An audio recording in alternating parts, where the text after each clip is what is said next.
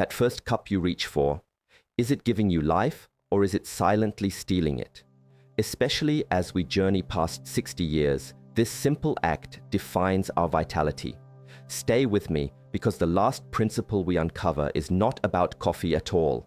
It is the key to mastering your inner state: empty calories. We must begin with what is most obvious, yet most easily overlooked. This is the path of immediate gratification, the drink that calls itself coffee but is, in reality, a form of deception. It is the cup filled with syrups, with whipped creams, with flavored sugars that mask the truth of the substance itself. When you consume this, what are you truly consuming? You are taking in a promise of energy, a promise of a pleasant taste, but it is a shallow promise. It creates a great disturbance in the body. For a brief moment, there is a spike, a feeling of elation. But what follows? A deep valley, a crash. The body must then expend its own precious energy, its own vital force, to restore balance from the chaos you have introduced. As we age, this reserve of energy becomes ever more valuable. We can no longer afford to spend it so recklessly on balancing these artificial highs and lows. It is a costly transaction.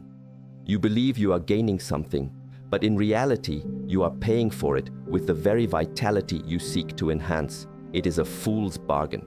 This type of drink also cultivates a certain relationship with the self, one based on craving and immediate reward. It trains the mind to seek out intense, sweet, and artificial sensations. This weakens your discipline. It makes the quiet, subtle, and truly nourishing things in life seem bland or uninteresting.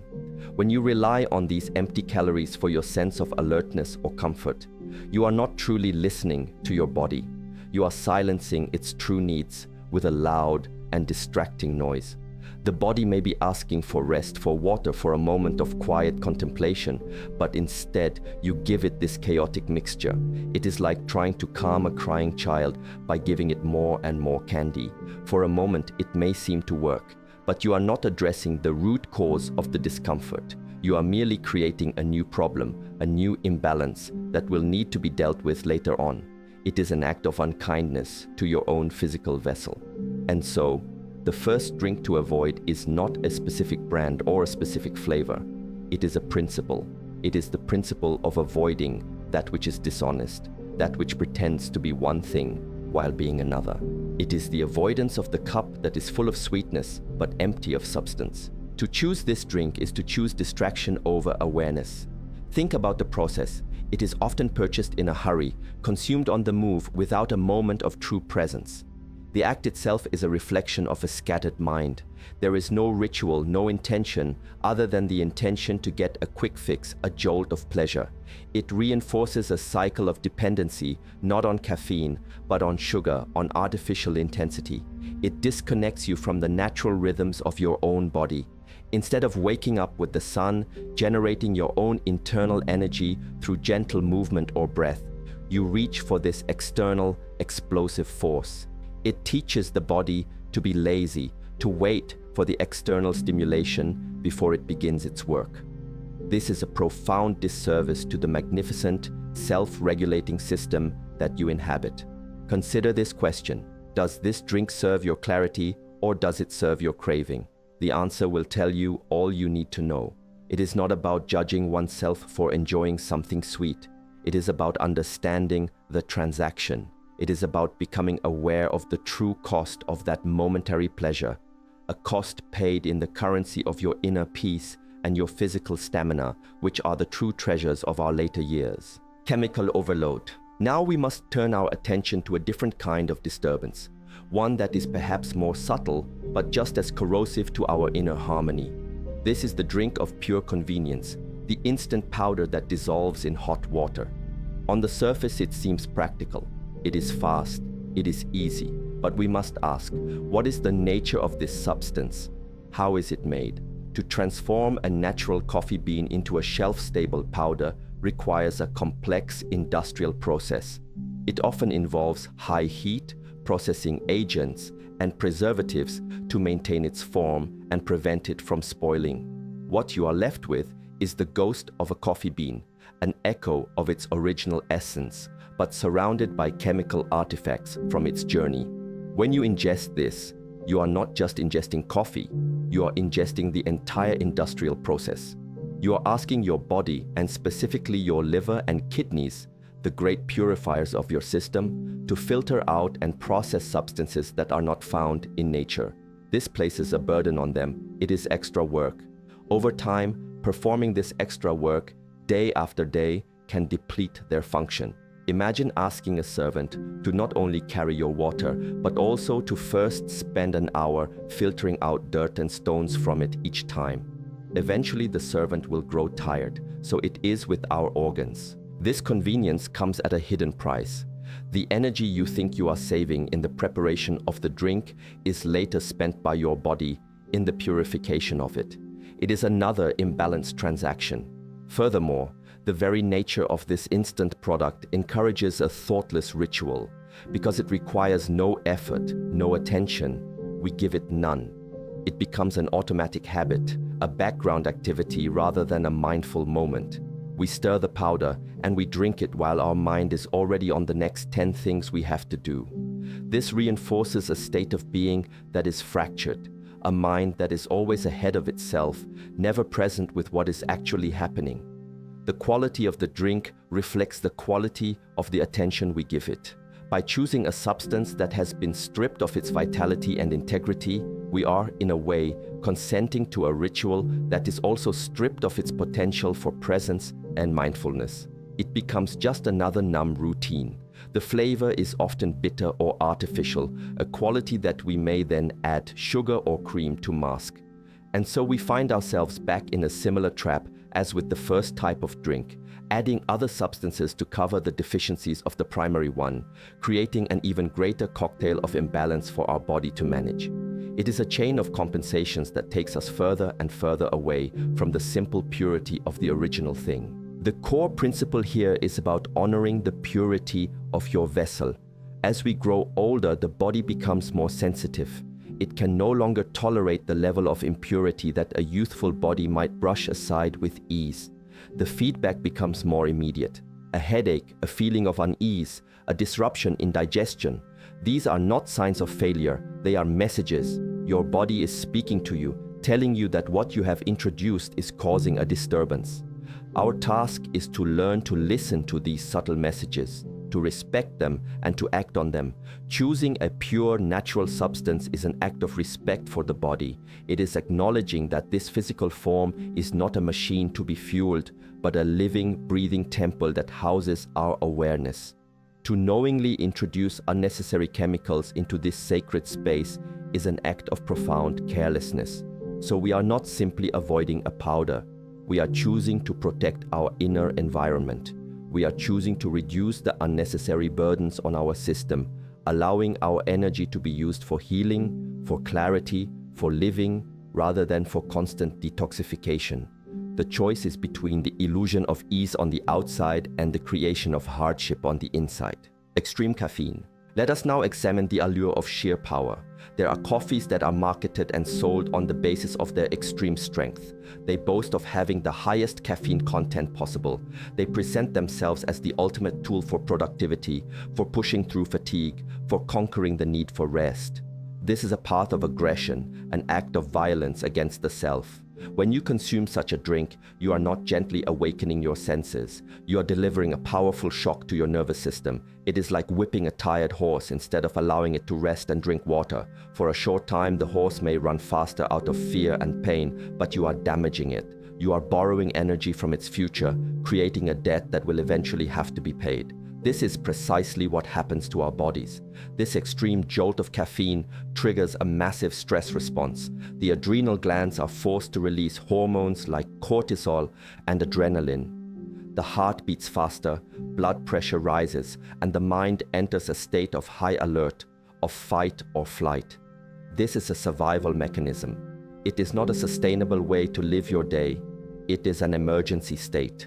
To deliberately and repeatedly put your body into this emergency state, especially when there is no real emergency, is a deep misunderstanding of how to cultivate energy. True, lasting energy is not a frantic, jittery, anxious state. True energy is calm, focused, and steady. It arises from a state of inner balance, from proper rest, good nutrition, and a clear mind. The energy from these extreme drinks is a counterfeit energy. It is borrowed, and the interest rate is very high. After the initial surge, the inevitable crash that follows is much deeper and more debilitating. This creates a vicious cycle. To overcome the profound fatigue from the crash, one feels the need for another extreme dose, digging themselves deeper and deeper into an energetic deficit.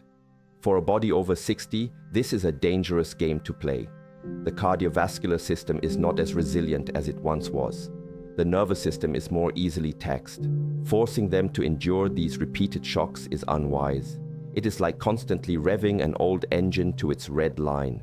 You may enjoy the sound of the power for a moment, but you are dramatically shortening the life of the engine. The underlying mindset here is one of conflict with the body.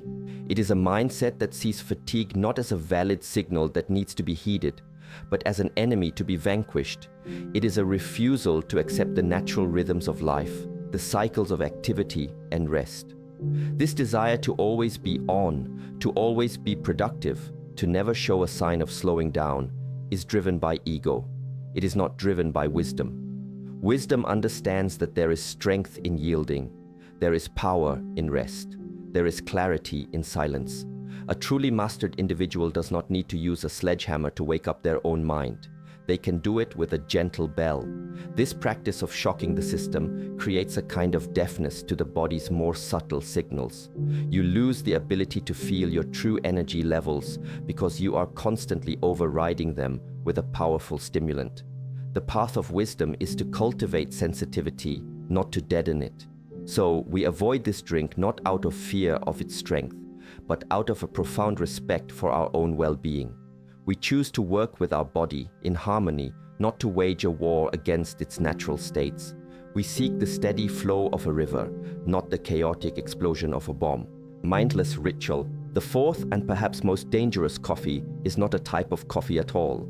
It is a state of being. It is the coffee that you do not taste. It is the cup that sits on your desk, and you raise it to your lips out of pure unconscious habit. You may drink an entire pot in a morning, and if asked, could not recall the flavor, the aroma, or the warmth of the cup in your hands. This is the coffee of a ghost. You are physically present, but your mind, your awareness, is somewhere else entirely. It is in the past, ruminating on a mistake. It is in the future, worrying about an appointment. It is anywhere but here and now, with this simple act of drinking. This is a profound tragedy because it is in these small, everyday moments that life is truly lived. When we perform them unconsciously, we are forfeiting precious moments of our existence. The coffee is not the problem. The mindlessness is the problem. You could be drinking the purest, most wonderful coffee in the world, but if your awareness is not there to receive it, the experience is worthless. It becomes just another automatic process, like a machine performing a function. This mindless ritual is a symptom of a larger pattern of living on autopilot. As we grow older, our habits can become deeply ingrained. We have been performing the same actions in the same way for decades. The neural pathways are so well established that it requires no conscious thought to execute them. Getting up, making coffee, reading the news, it can all happen without any part of our true, observant self being present. This is a form of sleepwalking through life. The danger here is that we lose our connection to ourselves. We lose the ability to check in and ask, how am I feeling right now? What does my body truly need? We are just following a script. Drinking coffee this way is not a choice, it is a compulsion. And because it is unconscious, we are not aware of its effects on us. It might be making us anxious, it might be disrupting our sleep, it might be irritating our stomach. But because we are not paying attention, we do not make the connection. We simply experience the negative symptoms later on and attribute them to something else, or to the vague condition of just getting older. To break this pattern is to reclaim your life, one small act at a time. The invitation here is to transform the habit into a conscious ritual. This requires no money. It requires no special equipment. It requires only your attention. The next time you prepare your coffee, try to do it with full awareness. Notice the sound of the beans. Feel the weight of the scoop. Smell the aroma as the hot water meets the grounds. When you hold the cup, feel its warmth radiate into your hands. Before you take the first sip, just pause for 1 second. Look at the steam rising. Then, when you drink, actually taste it. Is it bitter? Is it sweet? Is it earthy? Just for those few moments, let that be your entire world. By doing this, you are breaking the spell of unconsciousness. You are anchoring yourself in the present moment. This is a practice of self-mastery. It is a declaration that you are in control of your attention, not a slave to your habitual thoughts. Any coffee, even a mediocre one, consumed in this state of total presence is infinitely superior to the finest coffee in the world, consumed mindlessly. For what you are truly cultivating is not a taste for coffee, but a taste for life itself. Pure bean. Now we shall turn to the path of restoration, to the principles that serve us. The foundation of a beneficial ritual is a substance that is honest and pure. This means choosing a coffee that is as close to its natural state as possible. This is the simple, well-grown, single-origin bean. There is no need for complexity here. The key is quality. When you choose organic beans, you are choosing to avoid the pesticides and chemicals used in mass-market cultivation. You are reducing the chemical burden on your body from the very start. This is a fundamental act of care. When you choose beans from a specific region, a single origin, you are choosing transparency. You know what you are getting.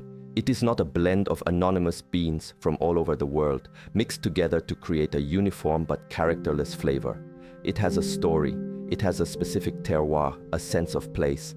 This small detail matters because it encourages a relationship of respect with what you are consuming. It is not just a commodity, it is a plant, grown in a specific part of the world, harvested by people, and it has found its way to you. This choice for purity extends to the state of the bean itself. The freshest and most vital coffee comes from whole beans that you grind yourself just before you brew. The moment you grind a coffee bean, its volatile oils and aromatic compounds begin to oxidize and dissipate. That incredible aroma you smell is the life force of the bean being released. When you buy pre-ground coffee, much of that life has already vanished by the time you open the package. Grinding your own beans is not a chore. It is the first step of a mindful ritual. The sound, the release of the fragrance, it awakens your senses and signals to your mind and body that something worthy of your attention is about to happen. This simple act immediately elevates the entire experience from a numb habit to a conscious practice. It introduces a small pause into your morning, a moment of engagement. You are not just a passive consumer. You are an active participant in the creation of your experience. It is a small investment of time, perhaps only a minute, but the return in terms of quality and mindfulness is immense. Ultimately, choosing a pure bean is an expression of self-worth. It is a statement that you believe your body is worthy of a pure substance. You are not looking for the cheapest or the fastest option. You are looking for the option that is most nourishing and harmonious. This mindset will naturally begin to spill over into other areas of your life. When you begin to value purity in what you drink, you may start to value purity in the information you consume, in the relationships you entertain, in the very thoughts you allow to occupy your mind. It all starts with one simple choice. What am I willing to allow into this vessel? By choosing a clean, high-quality, whole bean, you are establishing a standard. You are sending a message to yourself that you are committed to your own well-being. This coffee is not about a powerful jolt or a sugary distraction. It is about a clean, clear, and authentic taste that provides a gentle, focused lift. It is a subtle ally, not a loud commander. It supports your clarity without creating a disturbance, and that is the first step toward a wise relationship with this powerful plant. Mindful brew. Once you have a pure substance, the next principle is to engage with it through a pure process. How you prepare your coffee is as important as the coffee itself. The goal is to transform the act of brewing from a mechanical task into a form of moving meditation. This is not about having the most expensive or complicated equipment.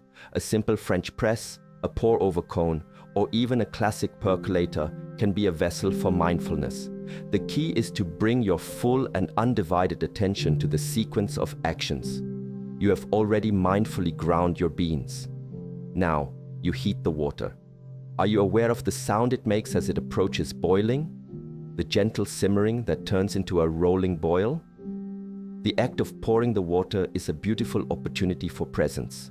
If you are using a pour-over method, you must pour slowly in a spiral, ensuring all the grounds are evenly saturated. This cannot be rushed.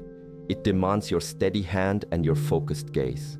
You are guiding a transformation, extracting the essence of the bean with the water.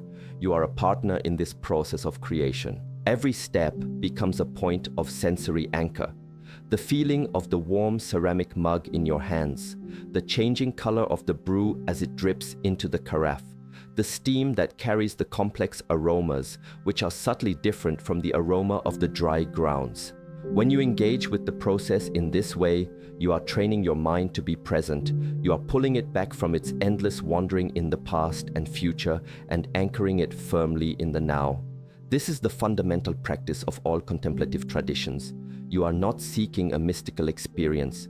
You are simply seeking to be fully where you are, doing what you are doing. A 5-minute ritual of mindfully brewing your coffee can set the tone for your entire day. It can be a moment of profound peace and stability before the demands and distractions of the world begin to pull at your attention. You start the day from a place of center, of calm focus that you cultivated yourself. You did not seek it from an external source. You generated it through your own awareness. This is a stark contrast to pressing a button on an automatic machine and waiting for it to dispense a liquid. That process asks nothing of you and therefore gives you nothing in return except a cup of coffee. A mindful brew gives you a cup of coffee, yes, but it also gives you a moment of connection with yourself. It is a small gift of presence you give to yourself each morning. As you perform this ritual day after day, it becomes a trusted sanctuary. No matter what challenges the previous day held or what anxieties the coming day may bring, you have this reliable space where you can return to a state of calm. This practice nourishes your nervous system. It teaches you that you have the power to create your own inner state through simple, intentional action. The quality of your life is determined by the quality of your attention. And so, to mindfully brew a cup of coffee is not about making the perfect cup. It is about perfecting the art of being present. And that is a skill that will serve you in every single moment of your life long after the cup is empty. Body wisdom. We have a pure substance and a pure process. Now we arrive at a deeper, more personal form of mastery.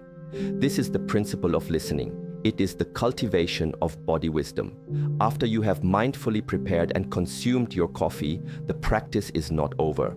The next step is to observe without judgment the effects that it has on your unique system. The guidance you read in books or hear from experts is valuable, but it is general. Your body is specific. It has its own history, its own constitution, its own needs on any given day. The ultimate authority on what is good for you is you. But you can only access this authority if you learn to listen to the subtle language of your own body.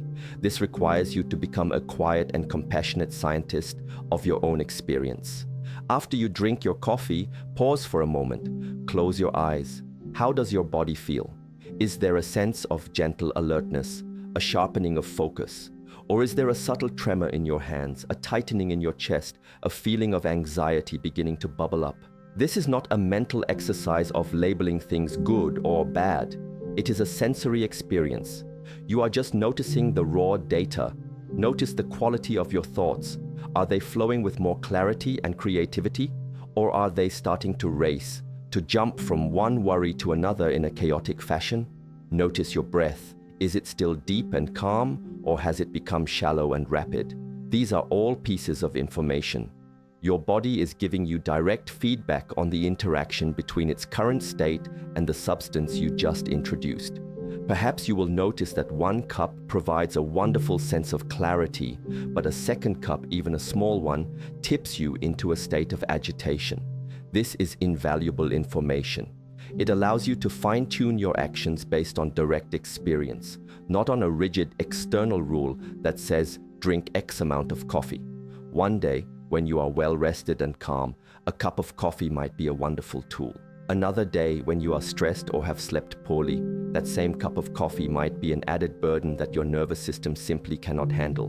Body wisdom is the ability to discern the difference. To cultivate this wisdom requires honesty and humility. It requires being willing to let go of our habits and desires if our body tells us they are not serving us. We might love the idea of having 3 cups of coffee a day, but if we honestly listen, we might discover that our body is asking for only 1 or perhaps none at all on certain days. This is true self-care. It is a dynamic and responsive relationship with your physical self, not a fixed and dogmatic one. This practice of observation also diminishes the power of addiction. An addiction is a craving that you follow blindly. When you shine the light of awareness on the entire process, the craving, the consumption, and the consequences, the chain is broken. You are no longer acting unconsciously. You are making a choice, and you are fully aware of the results of that choice. Over time, you will naturally gravitate toward the choices that create harmony and well-being, because the experience of that state is so much more rewarding than the fleeting pleasure of satisfying a blind craving. You learn to trust yourself. And this deep inner trust is one of the greatest sources of strength and stability we can cultivate in the later chapters of our lives. Noble purpose. We now arrive at the final and most essential principle.